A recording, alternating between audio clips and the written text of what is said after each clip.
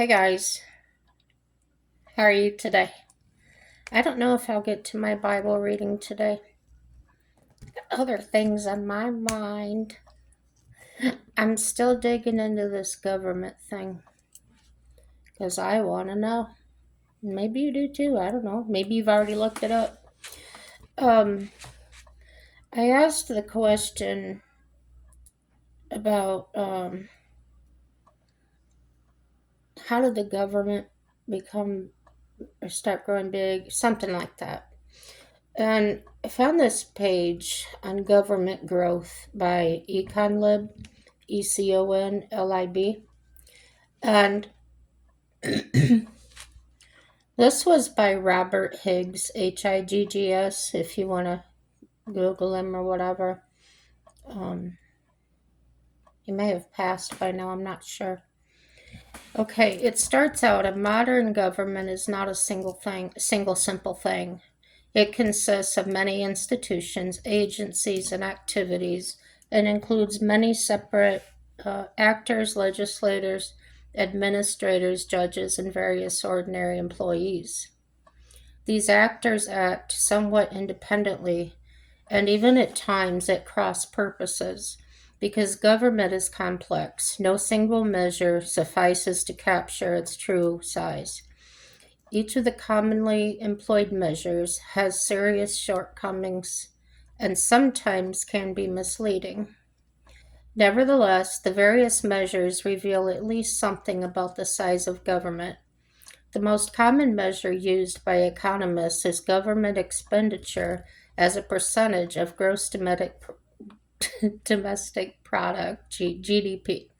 Sometimes net national product or national income is used, which make more defensible denominators. And its references Table 1.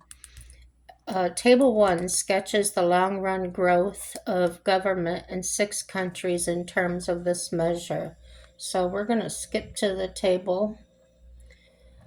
It goes 1870, circa 1870, France 12.6, Germany 10, Sweden nothing, Japan 8.8, United Kingdom 9.4, United States 7.3.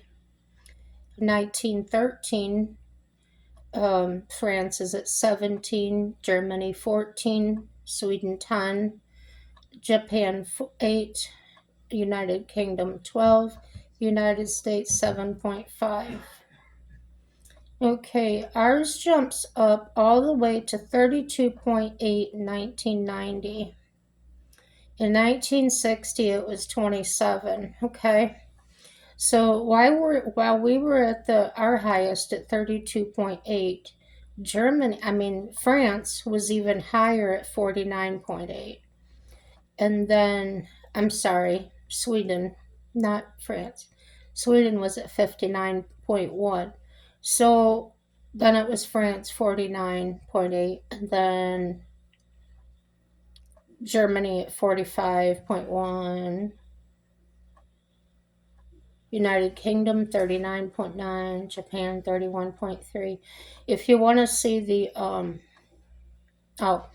source of that is Vito Tanzi, that's Tanzi, and Ludger Schuknecht, spelled Schuknecht, Public Spending in the 20th Century, A Global Perspective, New York, Cambridge University Press, 2000, page 6. All right, back to our article. Now they're referring to the table I just brought up. As the table shows, government expenditures have grown enormously during the past century. As late as 1913, for example, even in a group of 17 economically advanced countries, government expenditures averaged only about 13% of the the GDP. At most, in Austria, France, and Italy, they came to just 17%. And for the United States, they were less than 8%. Taxation, go to that real quick. Taxation says in recent years, taxation has been one of the most prominent and controversial topics in economic policy. Taxation has been a principal issue in every presidential election since 1980. With a large tax cut as a winning issue in 1980, a pledge of, quote, read my lips, no new taxes, end quote, in the 1988 campaign, and a statement that, quote, it's your money, end quote, providing an enduring image of the 2000 campaign. Taxation was also the subject of major and largely inconsistent policy changes. It remains a source of ongoing debate. Okay, I'm going to go back to the article.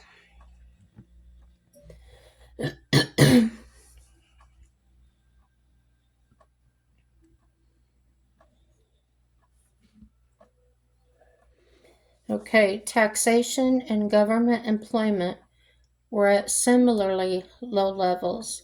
In contrast, by 1996, government expenditures in the same 17 countries had reached nearly 46% of the GDP. Sweden's were the highest at more than 64% of GDP. Sweden's, sorry, I said the wrong thing. My eyes jumped up a line. Sweden's were the highest at more than 64%, and U.S. expenditures reached more than 32%.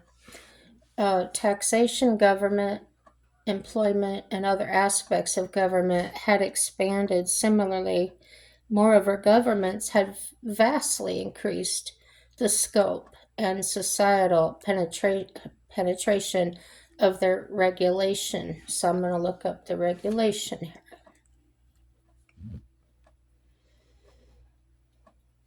This is by Robert Litan, it's Litan. It says, businesses complain about regulation incessantly, but many citizens, consumer advocates, and non-governmental organizations, the NGOs, think it absolutely necessary to protect the public interest. What is regulation? Why do we have it? How has it changed? This article briefly provides some answers, concentrating on experience with regulation in the United States. Regulation consists of requirements the government imposes on private firms and individuals to achieve government's purposes.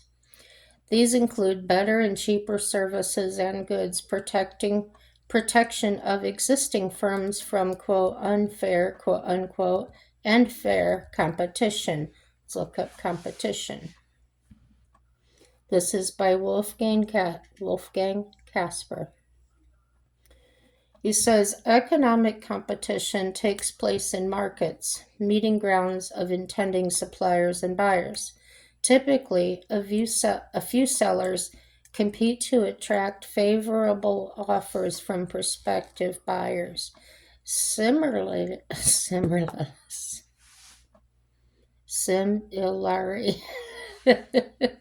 intending buyers compete to obtain good offers from suppliers. When a contract is concluded, the buyer and seller exchange property rights. Look at property rights. This is by Armin A. Alchin.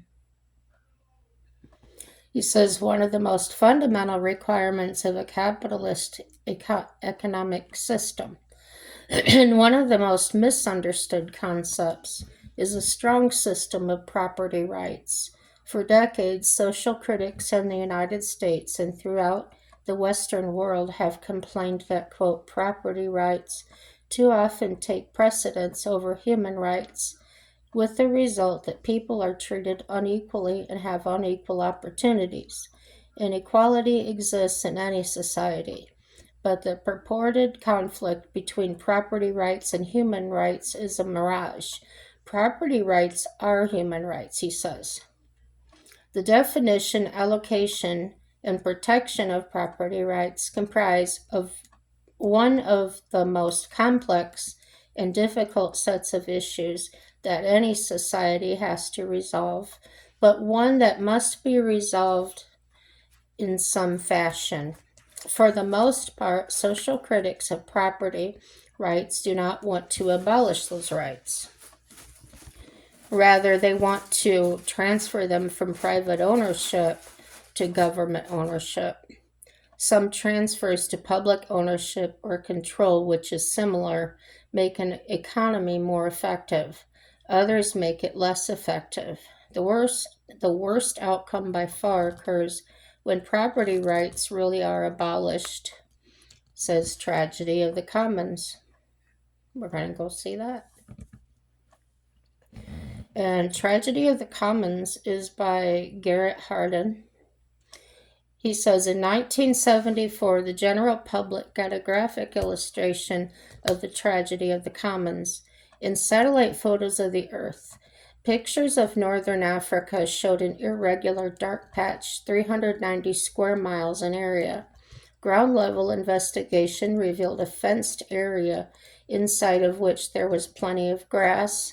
Outside, the ground cover had been devastated. The explanation was simple. A fenced area was private property, subdivided into 5 portions. Each year, the owners moved their animals to a new section. Fallow periods of 4 years gave the pastures time to recover from the grazing. The owners did this because they had an incentive to take care of their land, but no one owned the land outside the ranch. It was open to nomads and their herds. Though knowing nothing of Karl Marx, the herdsman followed his famous advice of 1875. He says, quote, to each according to his needs, end quote. Their needs were uncontrolled and grew with the increase in the number of animals, but supply was governed by nature and decreased drastically during the drought of the early 1970s. The herds exceeded the natural carrying capacity of their environment. Soil was compacted and eroded, and weedy plants unfit for cattle consumption replaced good plants. Many cattle died, and so did humans.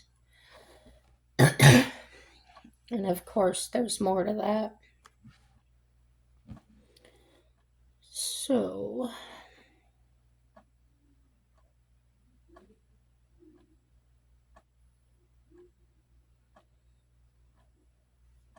So what I just read about the property rights and a good service or asset. Everyone interacts voluntarily, motivated by self-interest. In the process of interactions, much information is signaled through prices. It says to see Austrian School of Economics. No, I'm not going to that one. Keen sellers cut prices to attract buyers, and buyers reveal their preferences by raising their offers to outcompete other buyers. When a deal is done, no one may be entirely happy with the agreed price, but both contract partners feel better off.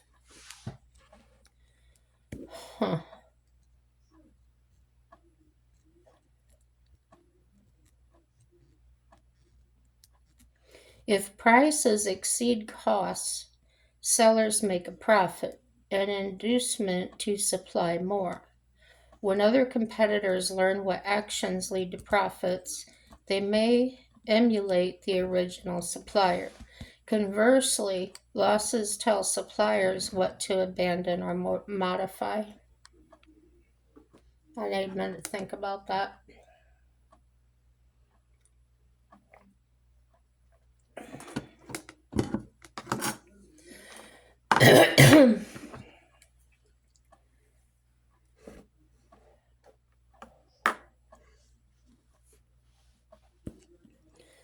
Such profit-loss signals coordinate millions of sellers and buyers in the complex, evolving modern economy.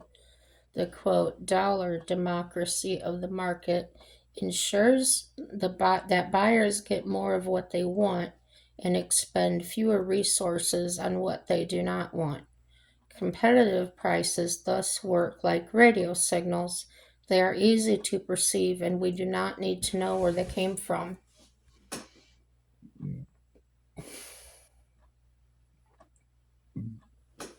There's no need to analyze all possible causes of the latest energy crisis to learn that we should scrap gas guzzlers and save electricity.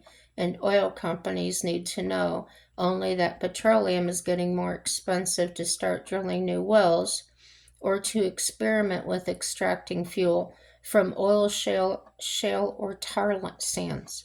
Price competition informs millions of independent people in millions of markets, coordinating them effectively as if by an invisible hand, as Adam Smith, the father of economics, once put it.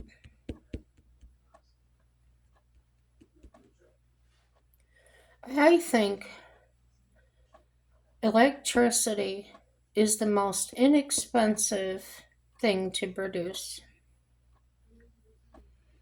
Why the cost of that keeps going up, I'm not sure. I don't know how many people have to be employed. I don't know how much maintenance and equipment costs, the cost of maintaining it, of course. Um, I do know from what I've seen, can't say I know it, I say it's my opinion, my perception, is that while the electric vehicles may seem like a solution or an ideal way to go, it's not practical to me in this way. I don't know how long it takes to recharge a vehicle, like if you go to a recharging station.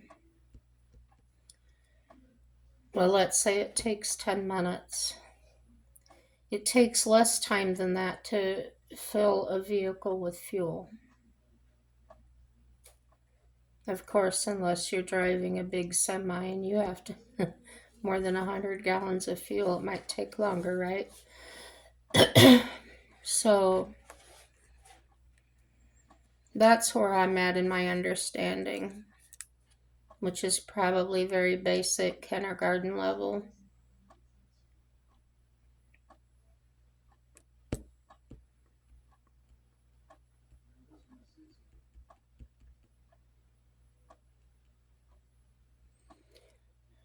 So there is no need to analyze all possible causes of the latest energy crisis to learn that we should scrap gas guzzlers. I'm going to go to the energy crisis and see. This is by Jerry Taylor and Peter Van Doren. Most of the energy consumed in America today is produced from the combustion of fossil fuels, primary oil, coal, and natural gas. Energy can be generated, however, in any number of ways. Figure 1 indicates the sources of energy employed by the American economy as of February 2004.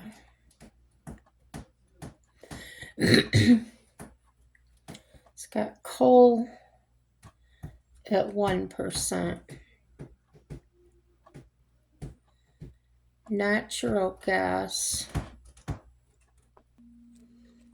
at 3%, petroleum products 23%, nuclear electric power 8%. No.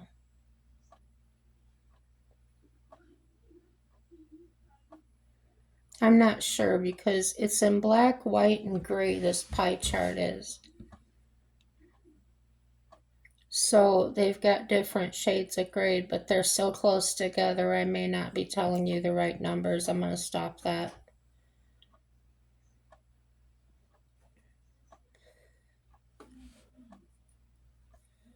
It says the economy has become more efficient at using energy over time. In 1949, the U.S. economy required 20,620 British thermal units, BTU, a common energy measurement. to produce an inflation-adjusted dollar of domestic goods and services. By 2002, only 10,310 BTU were required to do the same. In a free market, cost dictates energy choices. Fossil fuels, for example, are economically attractive for many applications because the energy available from fossil fuels is highly concentrated, easily transportable, and cheaply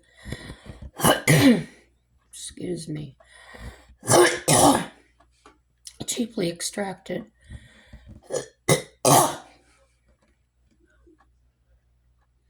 Renewable energy, such as wind and solar power, on the other hand, are relatively dispersed, difficult to transport, and costly to harness, given the capital costs of facility construction. And from what I've understood lately, is that these windmills are not producing enough or producing as much power as they thought they would. So the cost of them has been a lot, and not getting enough back from it. So suppliers also engage in non-price competition. They try to improve their products to gain a competitive advantage over their rivals. To this end, they incur the costs and risks of product innovation. This type of competition has inspired innumerable evolutionary steps. Between the Wright brothers' first fence hopper and the latest Boeing 747, for example, such competition has driven unprecedented material progress since the Industrial Revolution.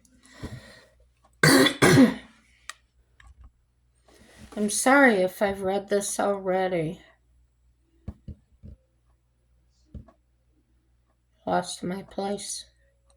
Taxation and government employment were at similarly low levels.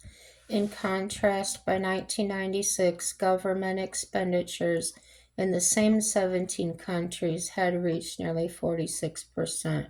Yes, I did read that. So, taxation, government employment, and other aspects of government had expanded similarly. I'm doing it again. Moreover, governments had vastly increased the scope and societal penetration of their regulation in ways that spending measures do not reflect. So, in the United States, for example, private individuals and firms spend hundreds of billions of dollars each year to comply with government regulations aimed at reducing air and water pollution, lowering health risks, and eliminating workplace discrimination against women and members of various ethnic and other protected groups. Brought that on ourselves, didn't we? So, though imperfect, the measures illustrated in the table reflect the size of government. However, they have only a rough association with its scope. That is, the number of separate matters the government tries to influence or control. Over the very long run, governments have increased in both size and scope, but in any particular short period, the two measures may diverge widely. Likewise, we need to consider, apart from either size or scope, the government's power, its authority, and capacity to bring coercive force to bear effectively. Again, over the very long run, most governments have increased in size, scope, and power, but the three dimensions have grown at different rates in particular short intervals. To some extent, governments may substitute growth in one dimension for growth in another. They may augment, say, their scope or power rather than their size. Eventually, however, an increase in one dimension tends to lead to increase in the others. Passage of the Social Security Act in 1935, for example, increased the power and scope of the U.S. government, but not until two decades later did the operation of the Social Security system begin to have a major effect on the magnitude of federal spending. Imagine that. Crisis and the growth of government. Superimposed on the century-long trend to bigger government measured by size, scope, and power are several episodes of extraordinarily rapid growth associated with crisis, especially the two world wars and the Great Depression. Although much of the wartime expansion of government was reversed when the wars ended, not all of it was, and thus each episode had a ratchet effect, lifting the size of government to a permanently higher level. Wartime expansions of government power tended to become lodged in the statute books, administrative decisions, and judicial rulings, and these legacies fostered the growth of government even during peacetime. New York City's rent controls, for example, date from World War II, see rent control. Moreover, crisis-driven changes in the prevailing ideology supported greater long-term growth of government. Man, everything's connected. I had no idea. I mean, I did have an idea, but how? Many who had opposed a big government in the United States as late as 1930, for example, became convinced by the 15 years of activist government during the Great Depression and World War II that government should play a much larger role in economic affairs. One upshot was the Employment Act of 1946, by which the federal government pledged itself to continuing management of the national economy. So, from what I've read so far, combining this with what I learned the other day about the Great Depression, although government created these jobs for us, such as building the subways and things like that, they created those jobs, but they took the money right back. So they basically got it done for free by us. That's the way I'm understanding it.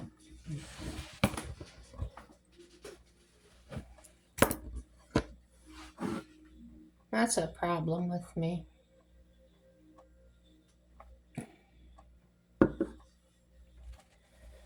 And that gets into another subject. I'm going to write it down before I forget.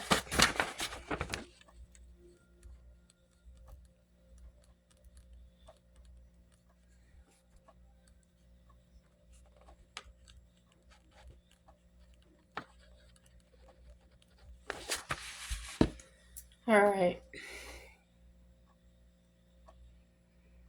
If you're hearing this the same way I'm hearing it, you might be getting upset like I am.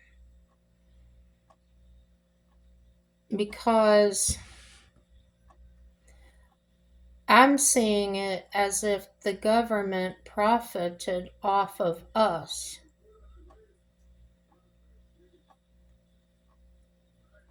We've just been pawns in the bigger picture all along. Crises promoted the growth of government in other countries as well. During both world wars, all the belligerents adopted extraordinary measures of economic control.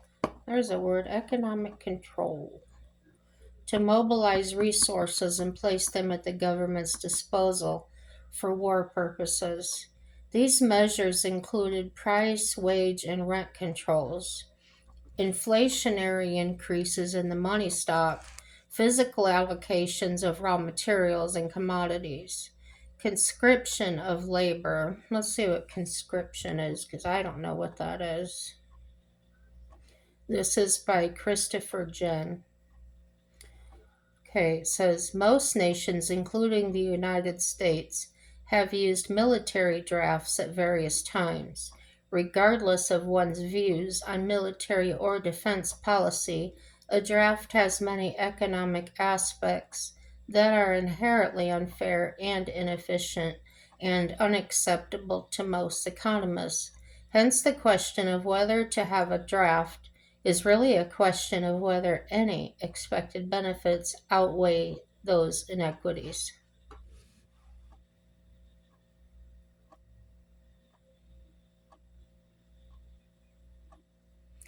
With a draft in place, the military can pay lower wages than it would take to attract a force of willing volunteers of the same size. They're talking about the draft. Size, skills, and quality. This reduction in pay is properly viewed as a tax on military personnel. The amount of the tax is simply the difference between actual pay and the pay necessary to induce individuals to serve voluntarily. If, for example, pay would have to be $20,000 per year to attract sufficient volunteers, but these volunteers are instead drafted at $12,000 per year, the draftees each pay a tax of $8,000 per year. Before the United States abolished the draft in 1973, some of its supporters argued that an all-volunteer force, AVF, would be too expensive because the military would have to pay much higher wages to attract enlistees. But the draft does not really reduce the cost of national defense. But the draft it merely shifts part of the cost from the general public to junior military personnel. Career personnel are not typically drafted. This tax is especially regressive because it falls on low-paid junior personnel who are least able to pay. Moreover, not just draftees pay the tax, so do those who still volunteer despite the lower pay. In other words, the draft is a tax on military service, the very act of patriotism that a draft is sometimes said to encourage. The President's Commission on an All-Volunteer Force estimated that the draft tax during the Vietnam War was more than $8 billion per year in 2003 dollars. So every time a draft has been imposed, the result has been lower military pay. But even in the unlikely event that military pay is not reduced, a draft would force some unwilling people to serve in order to achieve representativeness or equity in recent years. For example, some have advocated a return to conscription because today's AVF supposedly has too few college graduates or too many African Americans. How to decide which of today's volunteers to turn away is never addressed. The unwilling conscripts who replace the willing volunteers would bear a tax that no one bears in an AVF. And because these conscripts do not necessarily perform better than the volunteers they displace, this tax yields no revenue because the conscripts are part of society. The tax they pay is simply a waste to the country as a whole, and some who are qualified and would like to enlist are denied and forced into jobs for which they are less well suited or that offer less opportunity. A draft also encourages the government to misuse resources. because draftees and other junior personnel seem cheaper than they actually are. The government may buy more national defense than it should, and will certainly use people, especially high skilled individuals and junior personnel, in greater numbers than is efficient. This means that a given amount of national defense is more costly to the country than it need be. There's more to that, but I gotta get back to the original point here. Make sure I'm back on the right page.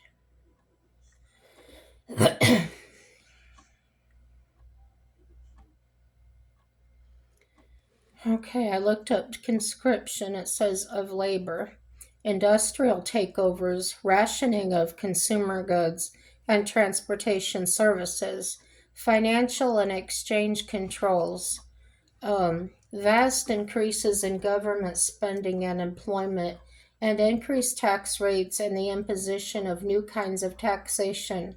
On each occasion, the war left institutional and ideological legacies that promoted the subsequent resort to similar measures even during peacetime. As Bruce Porter wrote, the mass state, the regulatory state, the welfare state, in short, the collectivist state that reigns in Europe today, is an offspring of the total warfare of the industrial age. So, the Great Depression elicited similar responses, especially in the United States under Franklin D. Roosevelt's New Deal. See how this is all connected, right? Many current welfare state and regulatory institutions, the Social Security system, the Securities and Exchange Commission, the National Labor Relations Act, to name but a few, originated with the New Deal. Later crises, such as the social and political turbulence associated with the Civil Rights Revolution and the Vietnam War between the early 1960s and the early 1970s, likewise contributed significantly to the expansion of the welfare state, spawning, for example, Medicare, Medicaid, and a host of welfare, anti-discrimination, and environmental regulatory programs that remain in force today. Money, money, money. I was told a long time ago that countries like to go to war because it generates more money for them.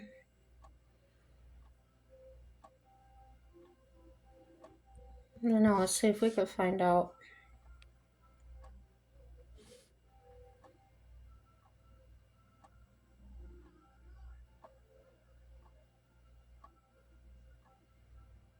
It just seems like they've masked everything like they're doing this for us, but it's actually to grow the government.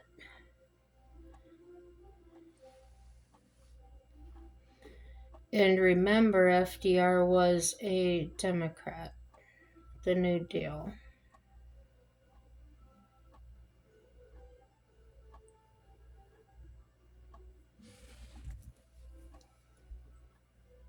You see a pattern? I do.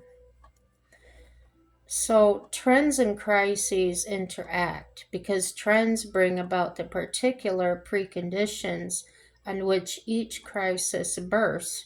They affect how each crisis unfolds.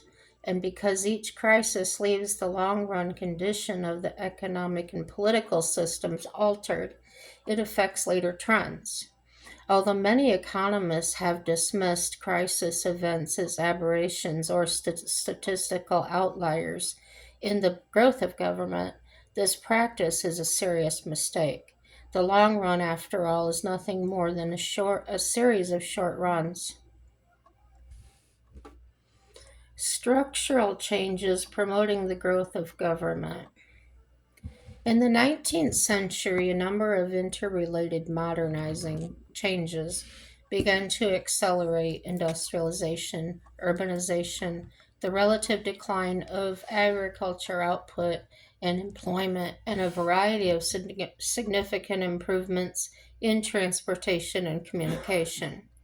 As these developments proceeded, masses of people, though made better off in the long run, experienced tremendous changes in their way of life. In response, they sought government assistance in order to gain from, or at least to minimize, their losses from the social and economic transformations that swept them along. The ongoing structural changes altered the perceived costs and benefits of collection or collective action for all sorts of latent special interest groups. Thus, for example, the gathering of large workforces in urban factories, mills, and commercial facilities created greater potential for the successful organization of labor unions and working class political parties. So we know who's benefiting. New means of transportation and communication, the railroad and the telegraph, later the telephone and the automobile, reduced the cost of organizing agrarian protest movements and agrarian populist political parties. Urbanization created new demands for government provision of infrastructure, such as paved streets, lighting, sewerage, and pure water supply. All such events tended to alter the configuration of political power, encouraging, enlarging, and strengthening various special interest groups.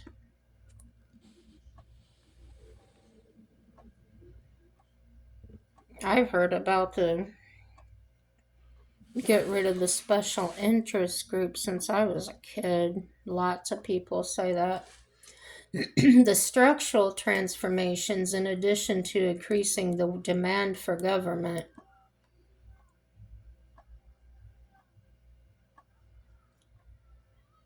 I hate that, also increased the supply. When, for example, more people received their income in pecuniary payments traceable in business accounts as opposed to unrecorded farm income in kind, governments found it easier to collect income taxes. Beauty.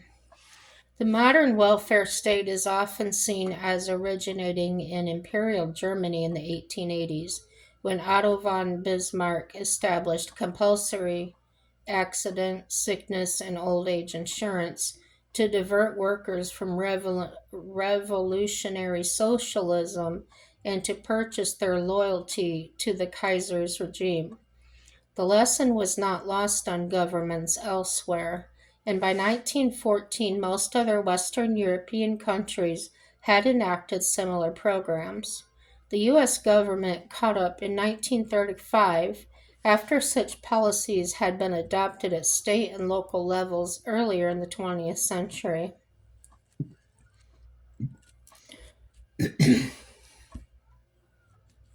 Am I wearing you down? There's a lot of stuff I didn't know. From the mid-19th century onward, collectivist ideologies of various stripes, especially certain forms of socialism, gained greater intellectual and popular followings. Traditional these are weird words. Conservatism and classical liberalism increasingly fell out of favor and, with a lag, suffered losses in their political influence. By the early 20th century, the intellectual cutting edge in all the economically advanced countries had become more or less socialistic, in the United States in greater part progressive. The masses also had become more supportive of various socialist or progressive schemes, from regulation of railway rates to municipal operation of utilities to outright takeovers of industry on a national scale. Not until the 1970s did this collectivist ideological tide begin to turn. And even now, collectivism remains the reigning mode of thought for most intellectuals and political leaders. In the United States, politicians who call themselves conservative today would have been regarded as socialists a century ago. Indeed, quadrennial Socialist Party candidate Norman Thomas announced in 1956 that he would no longer run for president because even the Republican Party had adopted all of his socialist proposals, and the scope of government has grown enormously since 1956. Political developments mirrored the changes in the economy and in the dominant ideology. Throughout the 19th and 20th centuries, democracy tended to gain ground. So this is where we started losing our republic.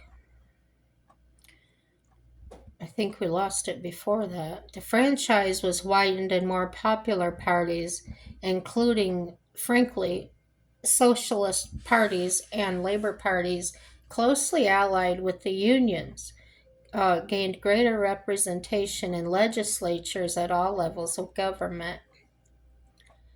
And so begins corruption.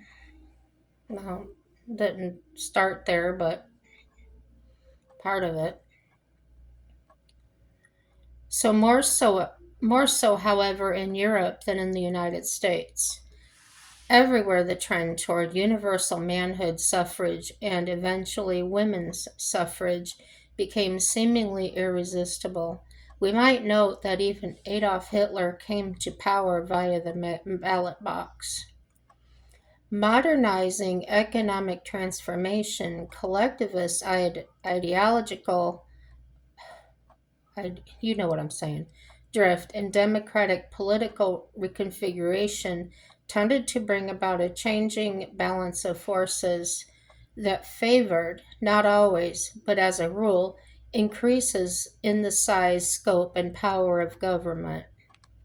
So, where do we stand? Here's where we stand.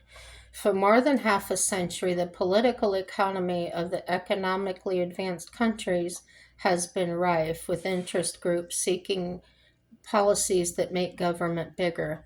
The old fundamental checks on such growth, vestigial allegiance to classical liberal ideology, and, in the United States, a constitution long understood as placing limits on the government's role in economic life, have more or less dissolved as significant obstacles. Okay.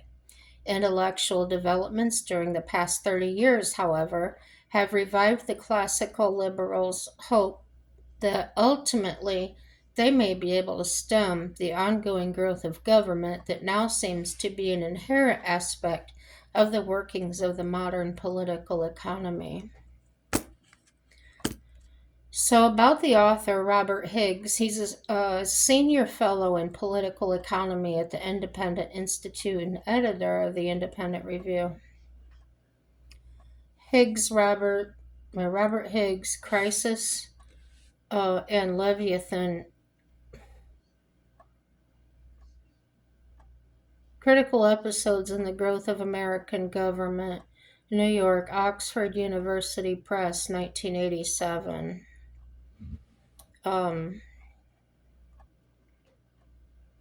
He's got all kinds of things. So there's footnotes if you want to check into the details of these things, which I do find it interesting. I didn't used to be the type of person that would think I would be bored to death, but the more you know. Again, this website is Econlib, ECONLIB, and it jumps every time you tap on something. I'm sorry, it's econlib.org. It's all lowercase. Um, you can find anything you want in here about economics. But here's another long video, so I'm going to start on my next topic and do another video. Don't know if I'll do it today. Maybe I will. Subscribe, guys. Like, unlike, share. Maybe there's people out there that maybe need to know these things. The more you know, the best be better decisions we can make. And again, happy day to you.